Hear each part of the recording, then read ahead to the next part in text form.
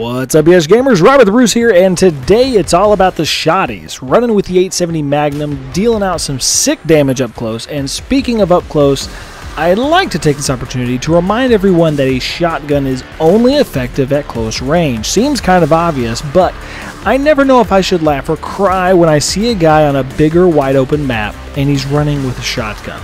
There's always an area or a few traveling routes you can take that will force battles to be a little more up close and personal. So, if you're running with a shotty, make sure you're mindful of this and make a concerted effort to keep the advantage in your favor. Thankfully, a lot of Battlefield Hardline is more close quarters than some of the previous Battlefield maps, where they had to accommodate for tanks and planes and such. If at all possible though, don't get greedy and try to take shortcuts through wide open areas unless you have a good reason to do so. If you're just wandering around, you'll all too often find yourself in a situation where the enemy is too far away and you're suddenly trying to figure out how to survive. Now, if you've watched any of my other Hardline videos, you've probably seen that I love the taser.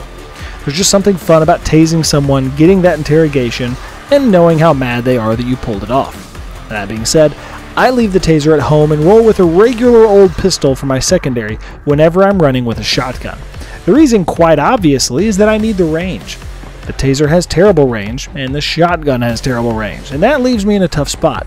Now with a pistol, on the other hand, I can at least stand a chance of popping some rounds to an enemy who is a little ways off.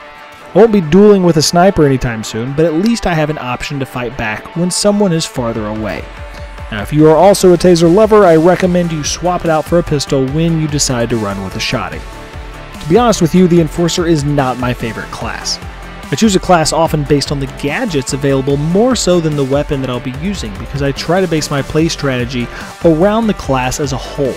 I just don't feel like the Enforcer class has as much to offer in that area. But, that being said, for a round of team deathmatch or even conquest, it can still be a whole lot of fun and a very viable solution. Now I've even seen guys running it in Heartwire and doing really well.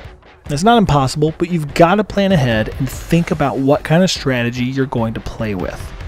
Now because I favor the other classes, I don't spend near as much time with the Enforcer class, so I'd love to hear from you all. What tips do you have? How do you run with the shotties in the various game modes?